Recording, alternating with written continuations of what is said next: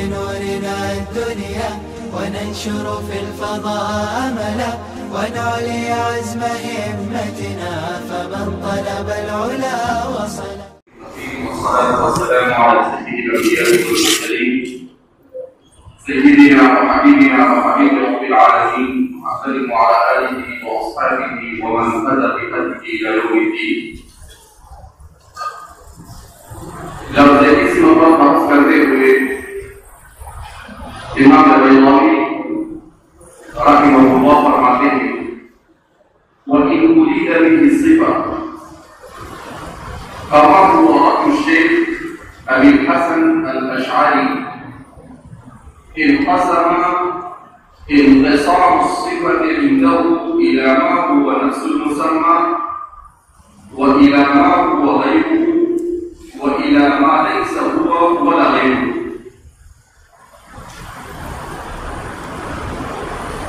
اب مصنف کے فرما رہے ہیں کہ اسم کے سلسلے میں ایک بات تو یہ ہوئی کہ اسم سے مراد لفظ اسم ہے یا اسم سے مراد ذات مسمى. ان دونوں اور بحث کو ختم کرنے کے بعد اب وہ فرما رہے ہیں کہ وَإِنْ أُرِيدَ بِهِ الصِّفَةُ اور اگر اس سے صفت مراد دی جائے کیا مطلب اس کا مطلب یہ ہے کہ اس سے وہ معنی مراد دیا جائے القائم بالموصوف جو اس کے موصوف کے ساتھ قائم ہے. یعنی اب فرما رہے ہیں کہ اسم کے سلسلے میں ایک بات یہ ہے کہ اسم سے نہ تو لفظ اسم مراد دیا جائے اور اسم سے نہ تو ذات مسمى مراد دیا جائے بلکہ لفظ اسم سے صفت مسمى مراد دیا جائے. کیا مراد دیا جائے؟ صفت مسمى. اب یہ صفت مسمى کے سلسلے میں یہ کس نے رائے بیان کی ہے کہ اسم سے صفت مسمى مراد دیا جائے؟ تو یہ ابو الحسن الاشعری امام ابو الحسن الاشعری ان کا نام علی بن اسماعیل ابو الحسن الاشعری آپ مشہور ائمہ اہل سنت والجماعت میں سے ہیں. ابو علی الجباری جو معتزلہ کا ایک ماہر امام گزرے ہیں. ابتدائی زمانے میں آپ ان کے ساتھ تھے پھر اس کے بعد آپ نے ان کا ساتھ چھوڑ کر اہل سنت والجماعت کی طرف آپ کا میلان ہوا. امام ابو موسیٰ اشعری حضرت ابو موسیٰ اشعری رضی اللہ تعالیٰ عنہ کے خاندان سے تھے. اس وجہ سے آپ کو الاشعری کہا جاتا ہے اور آپ ابو الحسن سے مشہور ہو گئے جبکہ آپ کا نام علی بن اسماعیل تھا. سن ہجری 230 میں آپ کا انتقال ہوا. اہل سنت والجماعت کے سلسلے میں جیسا کہ بیان کیا جاتا ہے کہ اہل سنت والجماعت کے 3 امام علم کلام اور عقائد کے باب میں تسلیم کیے جاتے ہیں. نمبر 1 ابو الحسن الاشعری، نمبر 2 محمود ابن محمود المالوی اور نمبر 3 امام احمد ابن حنبل. امام علی بن اسماعیل ابو الحسن الاشعری ان کے متبعین عام طور پر شوافع ہیں اور مالکیہ. شوافع اور مالکیہ یہ اشاعرہ ہوتے ہیں. انہی کی طرف نسبت کرتے ہوئے ان کے مسلک کے ماننے والے کو اشعری، اس کی جمع اشاعرہ بیان کی جاتی ہے، متبعین ہے اشعری۔ دوسرے محمود ابن محمود الماتریدی، احناف عقیدہ اور علم کلام کے باب میں ماتریدیہ ہوتے ہیں۔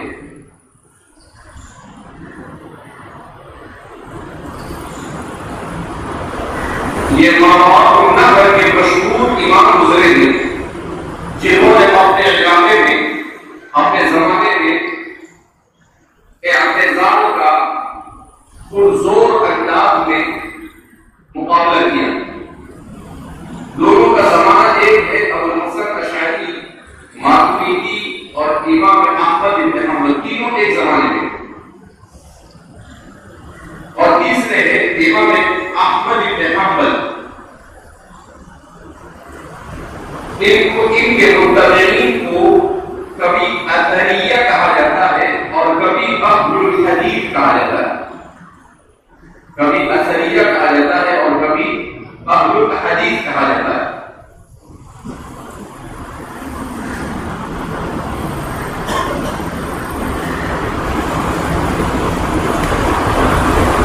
مصنف رحمۃ اللہ علیہ فرماتے ہیں کہ امام ابوالحسن الاشعری، ان کی رائے یہ ہے کہ ایک مسئلہ یہاں پر یہ بھی ہے کہ اس سے نہ اسم سے مسمى مراد دیا جاوے اور نہ اسم سے لفظ اسم مراد دیا جاوے، بلکہ اس سے صفت مراد دیا جائے۔ کیا مراد دیا جائے؟ اب جب صفت مراد دی جائے گی تو اس صورت میں کیا ہوگا؟ تو فرماتے ہیں قسم انقسام الصفت عنده الى ما هو نفس المسمى، کہ اگر اسم سے نعت اور صفت مراد دی جائے تو اللہ کے اسماء اس کی تین قسمیں ہوگی، باعتبار صفت کی، باعتبار صفت کی۔ وہ کیا تین قسمیں ہیں؟ تو فرماتے ہیں الى ما هو نفس المسمى،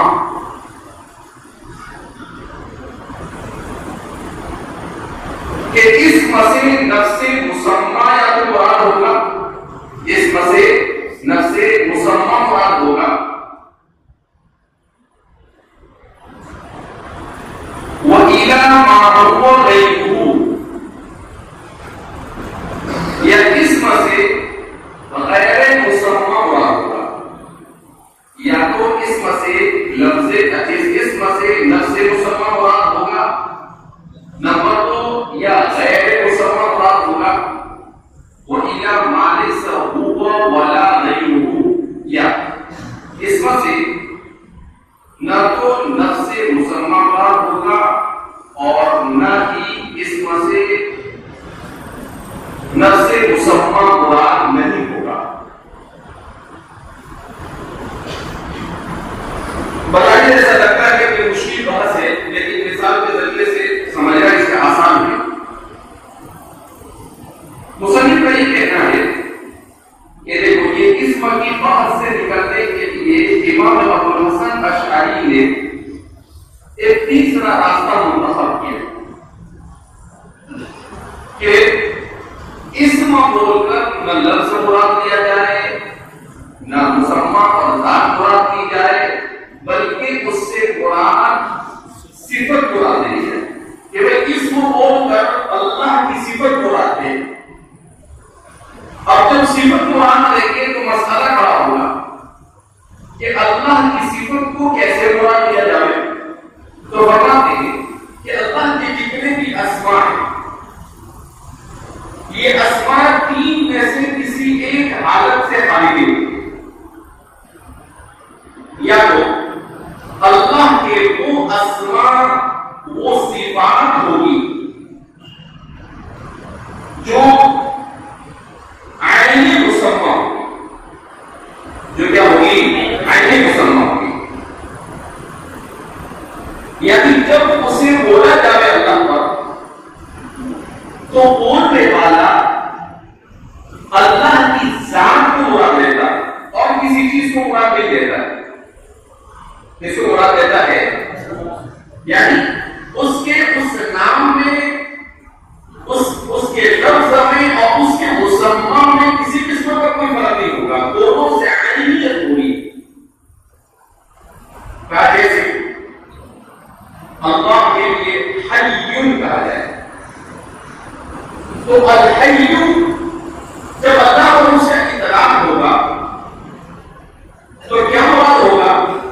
نہ تو لفظ مراد ہوگا بلکہ اس سے مسمى یعنی اس کی ذات مراد ہوگی کہ حیون کس کی ذات ہے؟ اللہ کی ذات سے۔ قیوم کس کی ذات ہے؟ واجب الوجود کس کی ذات ہے؟ اللہ۔ تو اسم بول کر جب صفت مراد کیا تو عین مسمى ہو گئے، کیا مراد ہوا؟ تو ایسی تمام صفات جو اللہ کے علاوہ کسی اور کی طرف منتقل نہ ہو سکے، کسی اور میں نہ پائی جا سکے، جب وہ صرف اور اس میں اللہ رب العزت کا کسی اور سے تعلق بھی نہ ہو، تو ایسی تمام صفات میں یہ مانا جائے گا کہ جب وہاں پر اللہ کا نام لیا جائے تو عین مسمى مراد کیا جائے گا اور نفس مسمى مراد کیا جائے گا۔ کیا مراد کیا جائے گا؟ عین مسمى اور نفس مسمى مراد کیا جائے گا۔ دوسرا، اللہ کے وہ اسماء جو بولے جائے تو اللہ رب العزت کے وہ الگ نام مگر اس کا اطلاق اللہ کی ذات پر نہیں ہو سکتا، کیوں کہ اگر اس کا اطلاق اللہ کی ذات پر کیا جائے تو خرابی لازم آتی ہے اور فساد لازم آتا ہے۔ تو اس صورت میں وہاں پر یہ مراد دیا جائے گا کہ اسم بول کر غیر مسمى مراد، اسم بول کر وہاں پر کیا مراد ہوگا؟ غیر مسمى۔ جیسے اللہ کا خالق ہونا، اللہ کا خالق ہونا اور اللہ کا باری ہونا، وہ تمام صفات جس میں اللہ رب العزت اپنی مخلوق پر اثر انداز ہوئے، جس میں اللہ رب العزت اپنی مخلوق میں کیا ہوتے ہیں؟ اب خالق بولے تو اللہ کی ذات مراد ہے مگر اس کا اطلاق اللہ پر نہیں ہوگا، جیسے قیوم کہا تو اللہ کی ذات کو اس کا اطلاق ہوا، قیوم کہا تو اللہ کی ذات کو اس کا اطلاق ہوا، واجب الوجود کہا تو اس کی ذات کا اطلاق ہوا، لیکن خالق کہا تو ایسا نہیں کہہ سکتے ہیں کہ اللہ نے مخلوق کو بھی پیدا کیا اور الیاذ باللہ اپنے آپ کو بھی پیدا کیا۔ تو اب یہاں پر کیا ہوگا کہ اسم بول کر غیر مسمى مراد ہوگا، اسم بول کر کیا مراد ہوگا؟ غیر مسمى مراد ہوگا۔ تو وہ تمام خالق، خالق، ناصر، معین، یہ جتنے بھی اللہ کے اسماء ہیں، اکثر اسماء ایسے ہی ہوں گے، تو اس سے غیر مسمى ہوگا، اس سے کیا مراد ہوگا؟ غیر مسمى۔ اس کے بعد فرماتے ہیں وَإِلَى مَا لَيْسَ هُوَ وَلَا غَيْرُهُ، یہ کچھ ایسے بھی ہوں گے کہ جس سے نہ تو اس کی نفس مسمى مراد کیا جا سکتا ہے اور نہ غیر مسمى مراد ہے۔ کچھ اللہ کے نام ایسے بھی ہے کہ جس سے نہ تو مسمى مراد لیا جائے اور نہ غیر مسمى مراد لیا جائے، جیسے العلم والقدرة والبصير والبصار والسميع، تو یہ وہ اسماء ہے کہ جس سے نہ تو عین مسمى مراد لینا صحیح ہوتا ہے اور نہ غیر مسمى مراد لینا صحیح ہوتا ہے، اس لیے کہ علم یہ اللہ کی صفت ہے، اب یہ ایسی صفت ہے کہ اللہ کا علم ذاتی بھی ہے اور اللہ دوسرے کے بارے میں بھی سب کچھ جانتا ہے، انسان کے بارے میں، اپنی مخلوق کے بارے میں، اپنی بنائی ہوئی کائنات کے بارے میں بھی سب کچھ وہ جانتا ہے، اور مخلوق کو بھی بہت ساری چیزوں کا علم دیا ہے۔ تو اب علم ایسا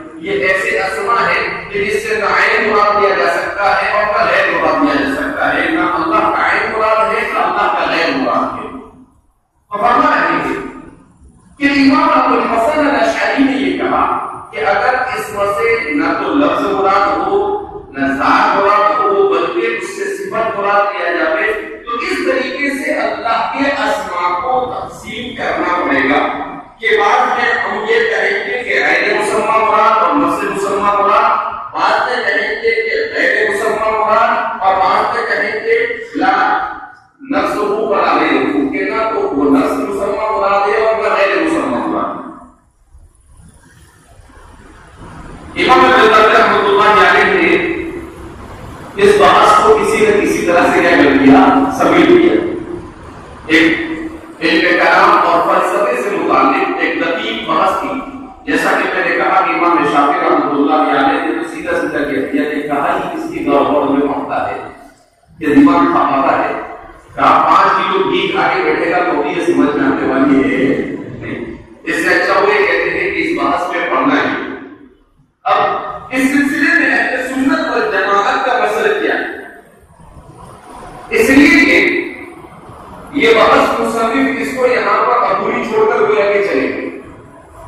مصنف نے کوئی دو فیصلہ نہیں سنایا کہ آخر حقیقت کیا ہے. مصنف نے اس طرح سے بیان کیا کہ جس سے بظاہر ایسا معقول ہوتا ہے کہ مصنف کبھی معتزلہ کی طرف اعلان کرتے ہیں اور کبھی مصنف اس کی طرف اعلان کرتے ہیں اشاعرہ کی طرف اعلان کرتے ہیں, لیکن واضح طور پر کچھ پتہ چل سکا نہیں کہ مصنف کیا کہنا چاہتے ہیں. تو اس سلسلے میں جمہور اہل سنت والجماعت کا مسلک یہ بیان کیا جاتا ہے. امام فخر الدین رازی, حافظ ابن کثیر ان لوگوں کا کہنا ہے کہ اسم مسمى کا بھی غیر ہوتا ہے اور تسمیہ کا بھی. اہل سنت والجماعت کا مسلک ہے اسم مسمى کا بھی غیر ہوتا ہے اور تسمیہ کا بھی غیر ہوتا ہے. اسم غیر مسمى اور غیر تسمیہ ہوتا ہے. آسان الفاظ میں لکھ سکتے ہیں اسم غیر مسمى اور غیر تسمیہ ہوتا ہے. یعنی اسم اور مسمى تو علیحدہ چیزیں ہیں. اس سلسلے میں امام رازی رحمۃ اللہ علیہ نے چند دلائل پیش کیے. نمبر 1 الاول ان الاسم قد يكون موجودا مع كل مسمى معروفا فإن قولنا المعروف منفي معناه سلب. اچھا کیا بیان کر رہے ہیں امام رازی کہ کبھی ایسا ہوتا ہے کہ اسم ہوتا ہے اور مسمى ہوتا ہی نہیں. اس لیے کہ اہل سنت والجماعت نے کہا کہ اسم غیر مسمى دو الگ الگ چیزیں. تو اب فرما رہے ہیں کہ ایسا مسئلہ کیوں اختیار کرنا پڑا؟ کہ اس لیے کہ کبھی اسم تو ہوتا ہے مگر مسمى ہوتا ہی نہیں. جیسے معدوم, جیسے معدوم کا مطلب لا ثبوت, لا موجود, جو موجود نہ تو اسم تو ہے معدوم مگر کوئی پایا جاتا ہے اس کا فارم, ارے اس کا کوئی فارم پایا جاتا ہے ہے ہی نہیں. کہیں پر معدوم ملے گا نہیں آپ کو. آپ سوچیں گے کہ کسی مارکیٹ سے لے کر آئے, کسی کے یہاں سے لے کر آئے, وہ نہیں مل سکتا ہے کیونکہ وہ لا ثبوت کو معدوم کہتے ہیں. لا ثبوت کیا کہتے ہیں؟ معدوم. تو اس کے بعد آتے ہیں کہ کبھی اسم ہوتا ہے اور مسمى ہوتا ہی نہیں. کہ معدوم اسم تو ہے مگر اس کا مسمى اس کی ذات یہ ہے ہی نہیں. اس کا مطلب یہ ہے کہ اسم اور مسمى دونوں کو الگ الگ قرار دیا جائے تاکہ معدوم کا بھی معدوم پر اطلاق ہو سکے. سمجھ میں آئی بات؟ اگر اس کو اسم کو اور مسمى کو دونوں کو غیر قرار دیں گے تو معدوم کا معدوم پر اطلاق صحیح ہوگا ورنہ معدوم کا اطلاق معدوم پر صحیح نہیں ہوگا. کیونکہ جب آپ یہ کہیں گے کہ اسم ہے مسمى ہے تو معدوم لا کر بتاؤ, اور دنیا کا میں کوئی مائی کا لال معدوم لا کر بتا سکتا نہیں. دوسری شکل کبھی ایسا ہوتا ہے کہ مسمى ہوتا ہے اور اسم نہیں ہوتا. مسمى ہوتا ہے اور اسم نہیں ہوتا. امام رازی نے ایسی بات کی ہے, ایسی دماغ ایسی کھوپڑی کی کام کرتی ہوئی چیزوں کے اندر ہے. تو فرماتے ہیں کہ کبھی ایسا ہوتا ہے کہ مسمى ہوتا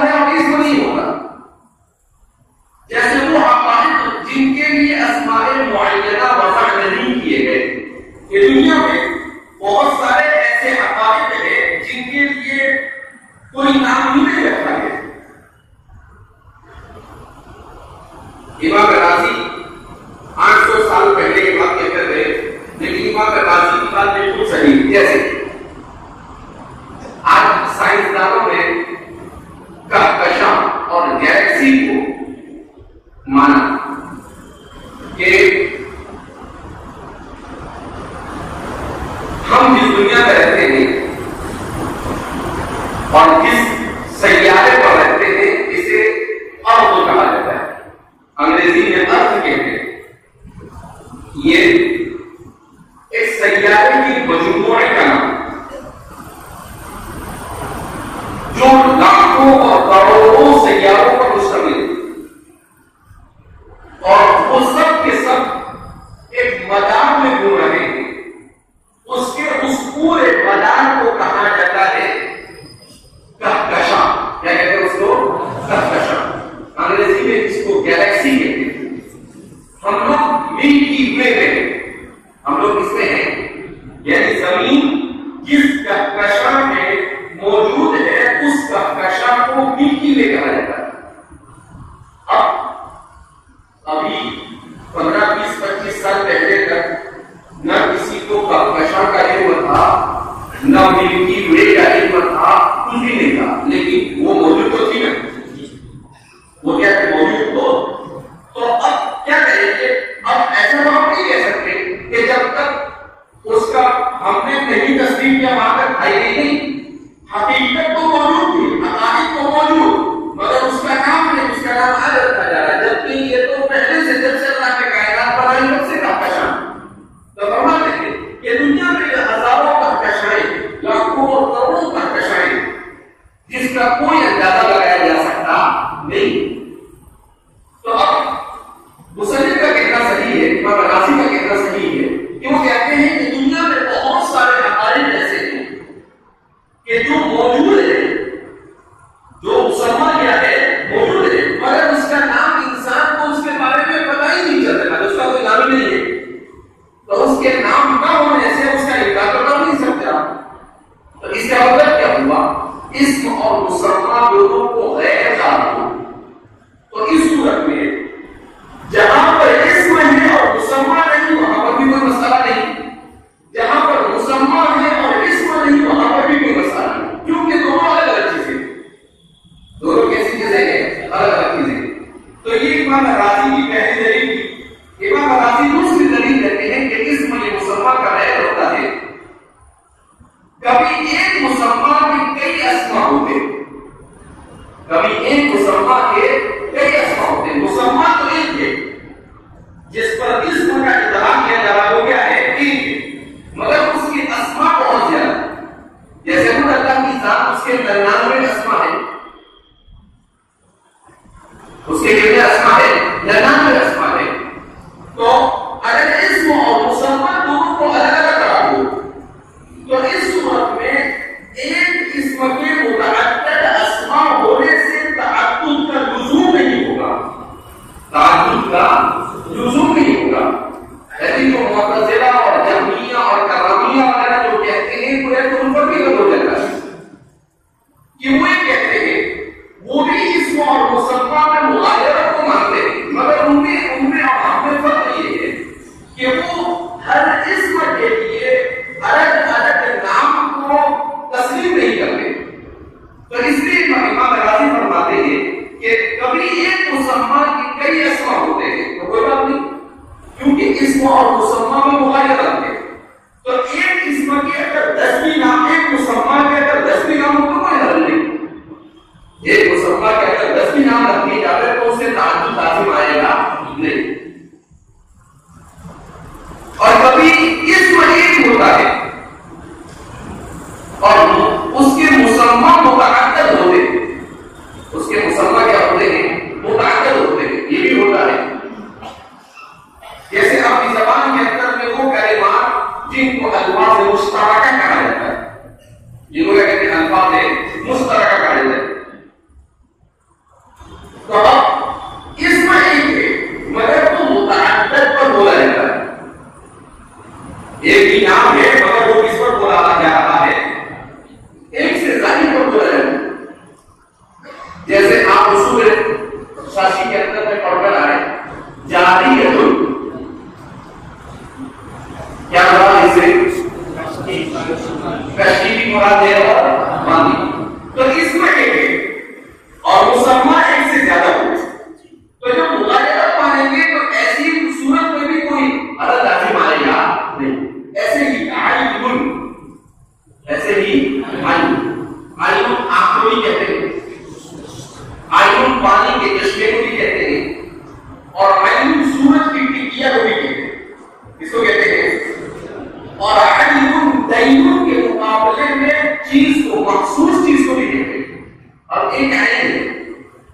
کتنے سارے عین ہو گئے اس کی، یعنی وہ کتنے سارے مسمى پر دلالت کر رہا ہے کہ عین بول کر آگ بھی مراد لے سکتے ہیں، عین بول کر چشمہ بھی مراد لے سکتے ہیں، عین بول کر سورج کی ٹکیا بھی مراد لے سکتے ہیں، اور عین بول کر آپ نے اگر سنا ہو یا آپ کو یاد پڑتا ہو تو آپ نے سنا ہوگا کہ بے کی چاند اس میں ہوتی ہے، وہی العین بالعین، وہی العین بالدین، وہی الدین بالدین، وہی الدین بالعین.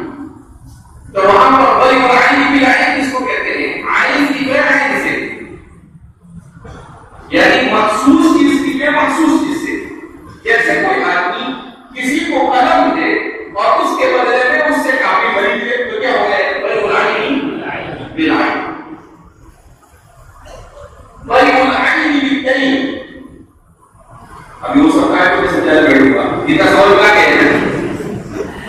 تو اب کیا بتا رہے ہیں کہ ایک عین جائے مغایرت کو بولا جائے. اب جب مغایرت آپ تسلیم کر لو تو مسئلہ کیا ہو جاتا ہے؟ ختم ہو جاتا ہے. وہ ایک چاہے 10 پر بولا جائے چاہے ایک کے لیے 10 نام نہ جائے، کوئی فرق پڑتا نہیں، کیونکہ مغایرت. تیسری دلیل کہ بس قرآن کریم میں جہاں پر بھی اللہ کے ساتھ اسم کو لایا گیا ہے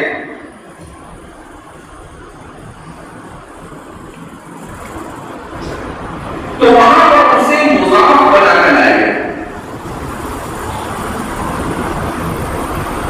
پسند پہ اسمی ربی کا آپ تصویر بیان کیجیے اپنے رب کے نام کی. تو آپ کیا ترکیب کریں گے؟ باہر پہ کا اسم مضاف، ربی مضاف الیہ، مضاف کاف مضاف الیہ، مضاف مضاف الیہ سے مل کر موصوف، العظیم صفت، موصوف صفت سے مل کر اسم مضاف کا مضاف الیہ، اسم مضاف اپنے مضاف الیہ سے مل کر باہر پہ جا کا مجرور، باہر پہ جا اپنے مجرور سے مل کر سب سے متعلق ہوا. ارے ترکیب کو کی پڑھ کر آئے کہ نہیں؟ ہاں بہت دن ہو گئے. ہاں تو اب یہاں پر آپ نے دیکھا کہ اس کی ربی کا مضاف الیہ کیا ہے یہ؟ اب تک یہ مضاف الیہ تو آپ نے پڑھا ہوگا ایک قاعدہ کہ مضاف الیہ میں مغایرت، مضاف الیہ کیا ہوتی ہے؟ راضی ہے، راضی. تو کیا کہتے ہیں؟ مضاف الیہ کیا ہوتی ہے؟ آپ نے جب کہا غلام زیدی تو زید کا غلام، غلام الگ ہے اور زید الگ ہے، جس کا مطلب یہ ہے کہ دونوں میں مغایرت ہوتی ہے. اب یہاں پر بھی اللہ کے نام کو اس کے رب کی صفت کی طرف مضاف کیا گیا، یہ متقاضی ہے مغایرت کا. یہ متقاضی ہے کس کا؟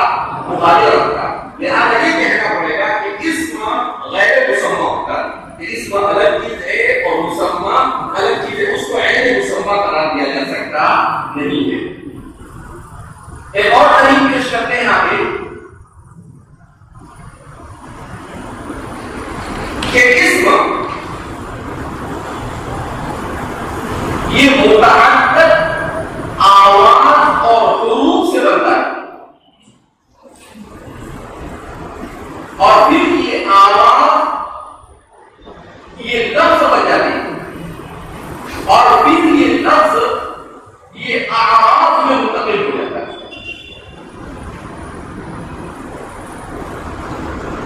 کیا مطلب؟ امام رازی فرماتے ہیں کہ بھائی آپ نے بتایا خالد، خا الف لام اور تا، ان 4 حروف سے کیا بنایا آپ نے؟ کلمہ خالد. اس کو بنایا کیا بنایا؟ اب یہ متعدد سے بنا، یہ لفظ بنا، اور لفظ بننے کے بعد یہ عرض بن جائے گا. کیا مطلب؟ جب آپ اس کو ادا کریں گے اپنی زبان سے، خالدون آپ نے کہا تو یہ عرض میں تبدیل ہو جائے گا. اس میں تبدیل ہو جائے گا، یعنی یہ خالد بولنے کے بعد آپ کے منہ سے اس کا جب تلفظ ہوگا، اسی لیے کہتے ہیں کلمے کو لفظ، الکلمۃ لفظ، اور لفظ بنا ہے لفظ لفظت النواة سے ہے نا، اکلت التمرة ولفظت النواة کہ میں کھجور کھا گیا اور میں نے روٹی کیا کر دی، پھینک دی. تو فرماتے ہیں کہ لفظ جب وہ لفظ بن جاتا ہے تو لفظ بنتے ہی وہ عرض ہو جاتا ہے. لفظ بنتے ہی کیا ہو جاتا ہے؟ عرض.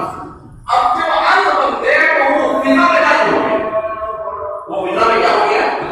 یعنی اب اس کا وجود ابھی نہیں رہے گا، اس کا وجود کیا ہو جائے گا؟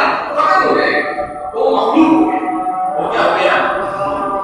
اب اگر مسمى کا ایسا نہیں ہے، ذات تو موجود ہے، اللہ کی ذات پہلے سے ہے اور ہمیشہ سے ہمیشہ رہے گی، اور زید کی ذات آج ہے کل نہیں رہے گی، لیکن ہے تو صحیح ہے جب تک کہ زندہ ہے وہاں تک ہے.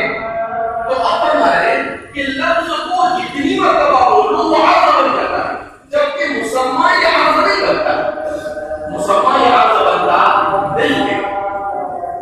تو اب اس سے کیا ہوگا کہ جب اس کا اطلاق ہو اس وقت سے بول کر غیر بات کیا جائے گا تو ہم یہ کہیں گے کہ کوئی ذات موجود ہے اگرچہ اس کا نام یہ عرض بن گیا، اگرچہ اس کا نام کیا بن گیا؟ عرض بن گیا، مگر ذات جو کیا ہے؟ موجود ہے. تو اس کے بتا رہے ہیں دیکھو ایک وجود ہے اور دوسرا عرض بن گیا، ختم ہو گیا، فضا میں تبدیل ہو گیا. تو اب دونوں کو ایک کیسے مان سکتے ہیں؟ آپ کو دونوں کو غیر ماننا پڑے گا. یہ ذات موجود اور لفظ فضا کے اندر میں کیا ہو گیا؟ تحلیل ہو گیا اور فضا میں چلا گیا. جو کچھ پہلے آبجیکٹ پہ آدھے گھنٹے سے تکلیف کیا وہ ساری کے ساری تکلیف فضا میں کیا ہو گئی؟ چلی گئی. وہ لفظ مرکب بن کر بنا اور بننے کے بعد میرے منہ سے نکلا اور نکلنے کے بعد فضا میں کیا ہو گیا؟ غائب ہو گیا. اب اس کا وجود نہیں تھا، باقی رہا نہیں. تو اب کہا کہ مسمى اور اسم دونوں کو جب غیر مانیں گے تب یہ مسئلہ بنے گا. اگر دونوں کو غیر نہیں مانیں گے تو یہ مسئلہ حل ہو سکتا نہیں ہے. امام راضی ہے علی گری کے امام راضی کے آگے اگر اسم کو لفظ مسمى مانا جائے، اگر اسم کو لفظ مسمى مانا جائے تو عام کا تلفظ کرتے ہی حرارت مخصوص ہونی چاہیے. کیا فرما رہے؟ اگر اسم کو لفظ مسمى مانے تو جیسے ہی آپ نے بولا آن النار تو فوراً آپ کو محسوس ہونا چاہیے کہ آگاہی میرے پاس، اور جیسے ہی آپ نے البرد یا الفلج بولا تو آپ کو فوراً ٹھنڈک محسوس ہونی چاہیے. جبکہ معمولی عقل کا انسان بھی اس کو مانتا نہیں، ایسا ہوتا نہیں.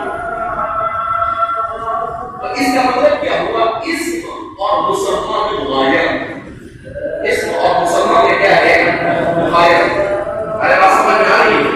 نہ کچھ سمجھنا مسئلہ ہے کہ نہیں؟ ہاں. تو اب کیا کہہ رہے ہیں کہ اگر ایسا مانے کہ اسم بول کر عین مسمى مراد ہے تو جب جو بولو وہ بدن پر اس کا احساس ہونا چاہیے، جب کہ ایسا ہوتا نہیں. لہٰذا اس بنا پر لامحالہ کہنا پڑے گا کہ یہ اسم الگ ہے اور مسمى الگ ہے. مغایرت کے دونوں میں اتحاد نہیں ہوتا ہے، دونوں ایک ہوتے نہیں. امام راضی آگے فرماتے ہیں کہ اللہ کا فرمان ہے وَلِلَّهِ الْأَسْمَاءُ الْحُسْنَى فَادْعُوهُ بِهَا کہ اللہ کے متعدد اسماء ہیں، ان میں سے جس سے چاہو اسے پکارو. اور حدیث میں إِنَّ لِلَّهِ تِسْعَةً وَتِسْعِينَ اسْمًا. تو اس میں آپ دیکھ سکتے ہیں کہ نام بکثرت ہے، حالانکہ مسمى ایک ہی. نام بکثرت ہے اور مسمى ایک ہی. یہ کب ممکن ہے؟ جب اسم اور مسمى میں مغایرت، جب اسم اور مسمى میں کیا مانو؟ مغایرت. جب مغایرت مانو گے تو پھر اس طریقے سے اس کو تسلیم کرنا کیا ہوگا؟ صحیح ہوگا. بہرحال امام راضی رحمۃ اللہ علیہ نے ان تمام دلائل سے اس بات کو ثابت کیا کہ اسم اور مسمى جو ہے اس میں مغایرت، اس میں کیا ہوتی ہے؟ مغایرت ہوتی ہے. تو صحیح اور صحیح بات یہ ہے کہ اسم اور مسمى میں مغایرت کو تسلیم کر دیا جائے. اس سے بہت سارے مسائل کیا ہو جاتے ہیں؟ حل ہو جاتے ہیں. وإنما قال بسم الله ولم يقل بالله لأن التبرك والاستعانة بذكر اسمه أو بالفرق بين اليمين والتيمم. اچھا اب ایک اور بات کر رہے ہیں کہ وإنما قال بسم الله ولم يقل بالله. یہ سوال پیدا ہوتا ہے جب برکت بیچ سے شروع کرنا تھا تو باللہ الرحمن الرحیم شروع کرتے تھے، مسئلہ ختم ہو جاتا ہے. یہ اسم آسان نہیں اور جھنجھٹ بڑھتی ہے کہ کبھی ابو الحسن الاشعری کو کٹھیرے میں لانا پڑتا، کبھی معتزلہ اور جہمیہ کو کٹھیرے میں لانا پڑتا، اور اخیر میں فیصل کے طور پر امام رازی کو کیا کرنا پڑتا؟ دلائل کا انبار دینا پڑتا. کہا یہ اسم ہوتا ہے یہ جھنجھٹ ہے. اب اس کا جواب دیں وإنما قال بسم الله وبسم الله ولم يقل بالله اور بالله نہیں کہا لأن التبرك والاستعانة بذكر اسمه، اس لیے کہ تبرک اور مدد اس کے بذکر اسمه اس کے نام سے لیا ہے. دو وجہ بیان کرتے ہیں کہ اسم کا لفظ لانے کی دو وجہ. ایک وجہ تو یہ کہ اسم کو اس لیے لایا گیا کہ ڈائریکٹ اللہ رب العزت کی طرف نسبت نہ کرتے ہوئے اس کے نام سے برکت مانی بات، اس کے نام کے ذریعے سے مدد طلب کی گئی. کیوں؟ کہ جس کے نام سے مدد مل سکتی ہے اس کی ذات سے ڈائریکٹ مدد کیسی زبردست ہوگی. جب صرف اس کا نام لینے سے کام بن جاتا ہے، ایسے ہوتا ہے نا دنیا میں کبھی کبھی آپ کی کوئی کام کرنا ہوتا ہے، سامنے والا کر نہیں دیتا ہے تو بولتا ہے فلاں نے پوچھا ہے، بولتا ہے اوکے ٹھیک ہے، ایسا کر کے پٹ سے کام کیا کرتا ہے؟ کر دیتا ہے. کام ہو جاتا ہے، کام کیا ہوتا ہے؟ ہو جاتا ہے. تو اس سے کہہ رہے ہیں کہ جب اس کے نام کی برکت سے حاصل ہو جاتی ہے برکت تو براہ راست تو باللہ کہنے کی ضرورت ہی نہیں. اس لیے بسم اللہ کا، اس لیے کیا کہا؟ بسم اللہ. اور جیسا کہ میں نے کہا کہ آج کی سائنس نے بھی اس بات کو تصدیق کیا ہے کہ انسان کے کھانے پینے اور تمام چیزوں کے اوپر اس سے الفاظ بولے جانے والے الفاظ کا اثر ہوتا ہے. اس کا کیا ہوتا ہے؟ اثر ہوتا ہے. کہ کسی چیز پر اچھی چیز بولی جاتے تو اس پر اچھا اثر مرتب ہوتا ہے، کس پر برے الفاظ کو بولا جاتے تو اس پر برا اثر کیا ہوتا ہے؟ مرتب ہوتا ہے، چاہے پانی ہو چاہے کوئی بھی چیز ہو. تو اس لیے فرما رہے ہیں کہ اسم اللہ سے برکت کا بدلے کو مطلب ہے. ایک بات. دوسرا جواب دیتے ہیں کہ اگر باللہ کہتے تو اس سے تشابہ لازم آتا یمین کے ساتھ. اس کا تشابہ لازم آتا یمین کے ساتھ. اس طرح کہ اول الفرق بین الیمین والتیمم، یا یمین اور تیمم میں فرق کرنے کے لیے یمین اور تیمم میں فرق کریں. کیا مطلب یمین اور تیمم میں فرق کر دے گا؟ تیمم کے معنی برکت حاصل کرنا، تیمم کے معنی برکت حاصل کرنا، اور یمین کے معنی قسم کھانا. عربی زبان میں جہاں بہت سارے معانی کے مستعمل ہیں وہیں پر یہ قسم کے لیے بھی مستعمل ہے. اس کے لیے مستعمل ہے. جیسے کوئی آدمی کہتا ہے باللہ صلیت الظہر، خدا پاک کی قسم میں نے ظہر کی نماز پڑھی، تو وہاں پر بھی باللہ ہے اور یہاں پر بھی باللہ ہوگا. تو اس کو لا کر قسم اور تیمم میں جو مشابہت لازم آ رہی تھی وہ ختم ہو گئی. بسم اللہ کہا تو اب یہ پتا چلا کہ بھائی یہ قسم نہیں کھا رہا ہے، یہ تو برکت حاصل کر رہا ہے. یہ قسم نہیں کھا رہا، کیا کر رہا ہے؟ یہ برکت حاصل کر رہا ہے. تو باللہ کہنے سے جو یمین کا احتمال تھا بسم اللہ کہنے کی وجہ سے وہ احتمال ہو گیا. بسم اللہ کہنے کی وجہ سے وہ احتمال ہو گیا. تو یمین کے احتمال کو ختم کر کر تیمم کو یقینی بنانے کے لیے اس